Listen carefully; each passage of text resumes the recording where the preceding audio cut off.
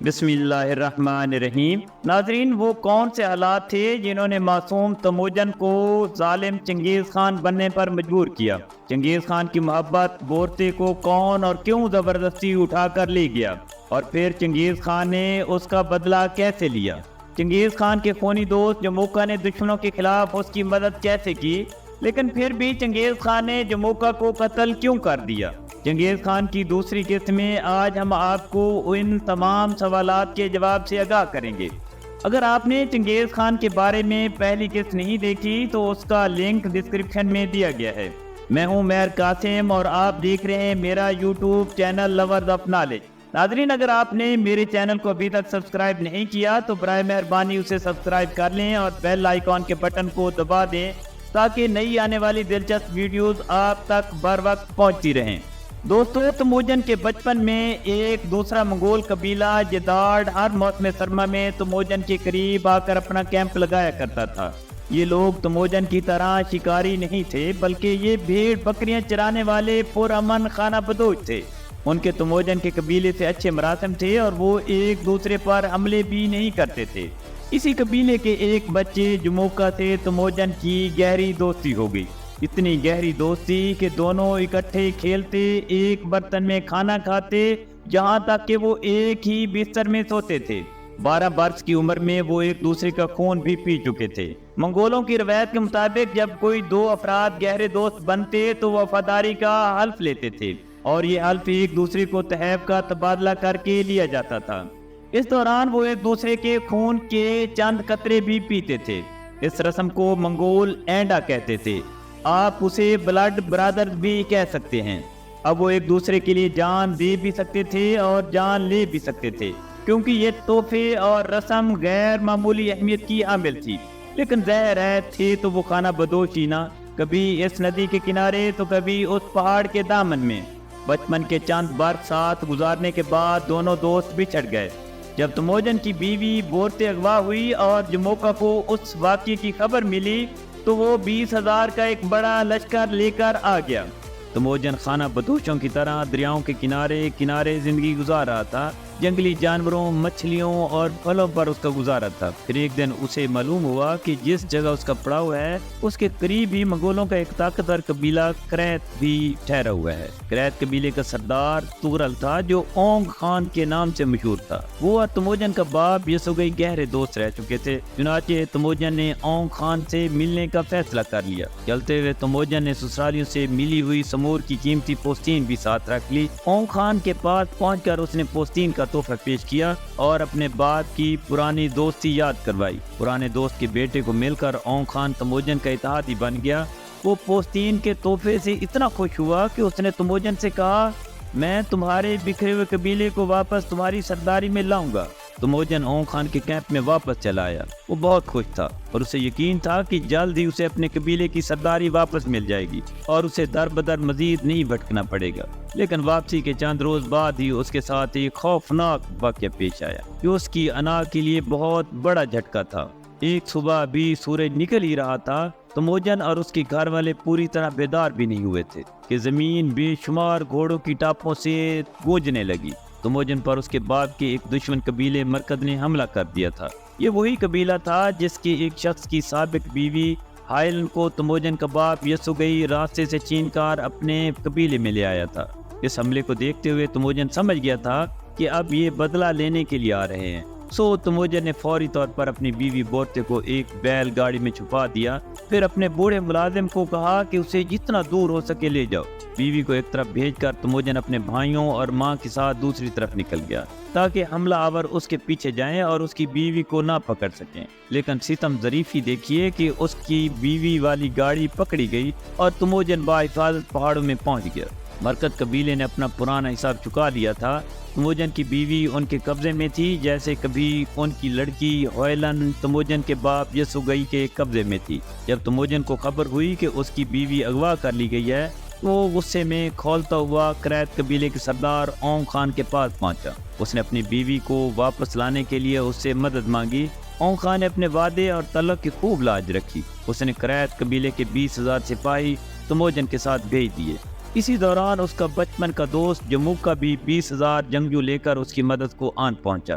یہ بڑا لشکر اپنے ساتھ دیکھ کر تموجن کے حوصلے آسمانوں کو چھونے لگے۔ وہ مرکت قبیلے کی اینٹ سے اینٹ بجانے کے لیے اسے تلاش کرتا ہوا جنگلوں اور میدانوں کو ماپنے لگا، لیکن ظاہر ہے وہ قبیلہ بھی ایک خانہ بدوش ہی تھا، کوئی ایک ٹھکانہ تو اس کا تھا نہیں۔ سو یہ لشکر بھی مرکت قبیلے کا تعاقب کرتا ہوا 400 کلومیٹر دور سائبیریا تک پہنچ گیا، یہاں تک کہ ایک ایسی جھیل آ گئی جو دنیا کی سب سے بڑی میٹھے پانی کی جھیل ہے۔ یہ جھیل دنیا کی سب سے گہری جھیل ہے۔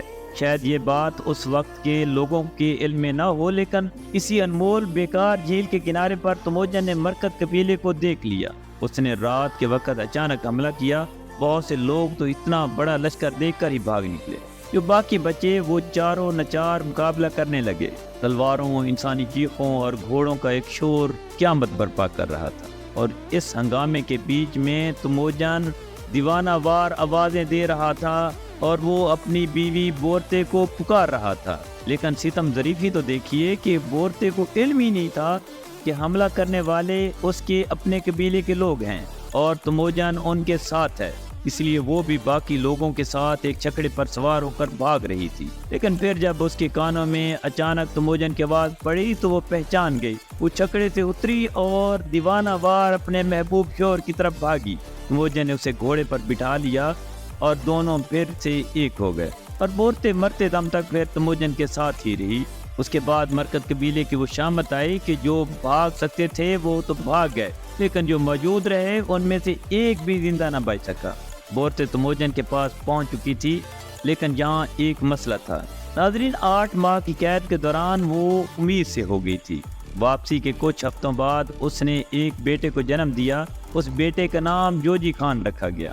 تموجن کے گھر والوں نے تو جوجی خان کو مرکت قبیلے کی اولاد قرار دے کر مسترد کر دیا، لیکن تموجن بورتے کی محبت میں اس بچے کو بھی اپنا لیا اور اسے کبھی سوتیلے پن کا احساس نہیں دلایا۔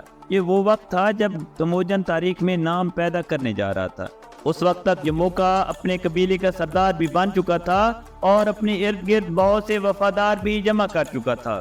دونوں دوستوں نے مل کر ایک بڑی فوج بنانا شروع کر دی۔ اس مقصد کے لیے انہوں نے خانہ بدوش منگولوں کو اپنے گرد اکٹھا کرنا شروع کر دیا۔ اب وہ ایک بہت بڑی فوج اکٹھی کر چکے تھے، لیکن ان کے درمیان ایک مسئلہ پیدا ہو گیا تھا، اور وہ مسئلہ یہ تھا کہ دونوں ہی منگولیا پر حکومت کرنا چاہتے تھے، لیکن منگولوں کی روایت کے مطابق منگولوں کے 2 سردار نہیں ہو سکتے تھے۔ دونوں کے درمیان اقتدار کے لیے رسا کشی شروع ہو گئی۔ یہ رسا کشی چھوٹی چھوٹی رنجشوں کی شکل میں ظاہر ہونے لگی۔ یوں 1.5 بات اکٹھے رہنے کے بعد دونوں دوستوں کے راستے الگ الگ ہو گئے۔ پھر ایک دن تموجن کو کسی نے خبر دی کہ اس کا پرانا بھگوڑا قبیلہ، جس کا سردار کبھی اس کا باپ یسوگئی تھا اور جس نے اس پر حملہ بھی کیا تھا اور اسے قیدی بھی بنایا تھا، وہ قبیلہ اور اس کے لوگ جموکا سے دوستی کا رشتہ گاڑ چکے ہیں۔ یہ جموکا کی طرف سے تموجن سے دوستی ختم کرنے کا ایک واضح اعلان تھا، بلکہ ایک طرح سے دشمنی کا آغاز تھا۔ انہی دنوں دونوں کیمپوں میں ایک الگ الگ تقریب منعقد ہوئی۔ جموکا کو اس کے لوگوں نے اور خان کا خطاب دیا، جس کا مطلب تھا منگولوں کا سب سے بڑا سردار۔ یہ خطاب دینے والے 13 سے 16 قبائل تھے۔ تموجن کے کیمپ میں بھی ایک تقریب منعقد ہوئی جس میں تموجن کو چنگیز خان کا خطاب دیا گیا، یعنی کائنات کا سردار۔ اب دونوں بلڈ برادرز کے درمیان اقتدار کی جنگ چھڑنے والی تھی۔ صرف ایک معمولی بہانے کی ضرورت تھی، اور پھر ایک معمولی سے واقعے نے یہ بہانہ مہیا بھی کر دیا۔ وہ یوں کہ جموکا کے بھائی تجار نے چنگیز خان کے ایک دوست کے گھوڑے چرا لیے۔ چنگیز خان کے ساتھی نے چور کا پیچھا کیا اور اسے تیر مار کر ہلاک کر دیا۔ جب جموکا کے اپنے بھائی کی وفات کا علم ہوا تو اس کے تن بدن میں آگ لگ گئی۔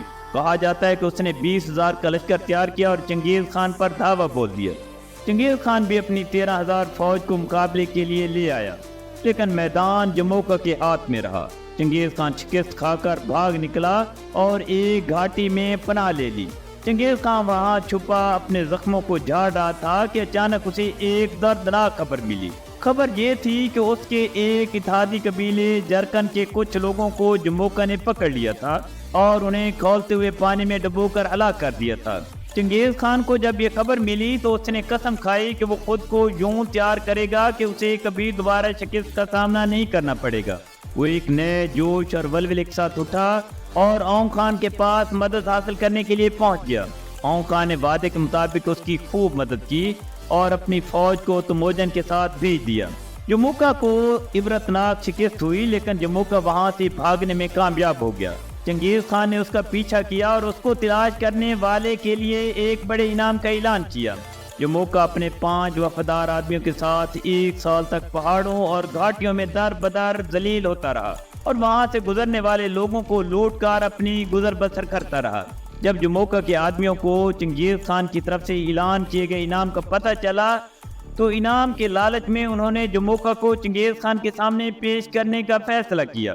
ایک رات جب جموکا کھانا کھا رہا تھا تو اس کے ساتھیوں نے اس پر اچانک حملہ کر دیا اور اسے باندھ کر چنگیز خان کے پاس لے گئے۔ انہیں چنگیز خان سے بڑے انعام کی توقع تھی، مگر ان کی خوشی غم میں بدل گئی جب چنگیز خان نے انہیں انعام دینے کے بجائے سزائے موت کا حکم سنا دیا۔ اصل میں چنگیز خان کو ان لوگوں سے سخت نفرت تھی جو اپنے آقا سے وفاداری کا حلف توڑتے تھے اور غداری کرتے تھے۔ چنانچہ اس نے انعام کے لالچ میں اپنے سردار کو پکڑانے والوں کو قتل کروا دیا۔ پھر وہ جموکا کی طرف متوجہ ہوا۔ اس کے بچپن میں ساتھ کھانے پینے اور سونے والا جموکا رسیوں میں بندھا ہوا اس کے سامنے پڑا ہوا تھا۔ چنگیز خان نے جموکا سے کہا، ہم دونوں کو قسمت ایک بار پھر قریب لے آئی جائے، تو کیوں نہ ہم پھر سے ایک ہو جائیں۔ لیکن جموکا کے جواب نے چنگیز خان کو حیران کر دیا۔ جموکا نے کہا، جیسے آسمان میں صرف ایک سورج رہ سکتا ہے، اسی طرح منگولوں میں بھی ایک ہی حکمران ہو سکتا ہے۔ اگر میں زندہ رہا تو میں تمہارے لیے ہمیشہ مصیبت بن کر رہوں گا، اس لیے بہتر ہے تم مجھے قتل کر دو۔ ہاں، بس مجھے ایسی موت دینا جس میں میرا خون نہ بہے۔ پرانی کتابوں میں لکھا ہے کہ جموکا کو چنگیز خان نے گردن سے ریڑھ کی ہڈی توڑ کر قتل کر دیا۔ چنگیز خان کے حکم پر جموکا کی آخری رسومات اچھے طریقے سے ادا کی گئیں۔ اب چنگیز خان کا راستہ صاف ہو چکا تھا۔ بلا شبہ وہ منگولیا کا سب سے بڑا لیڈر بن چکا تھا۔ ناظرین، چنگیز خان کی تیسری قسط میں ہم آپ کو بتائیں گے کہ چنگیز خان خاقان اعظم کیسے بنا اور اس نے دنیا کے ایک بہت بڑے حصے پر حکمرانی کیسے کی۔ تب تک کے لیے اجازت چاہتے ہیں۔ اللہ حافظ۔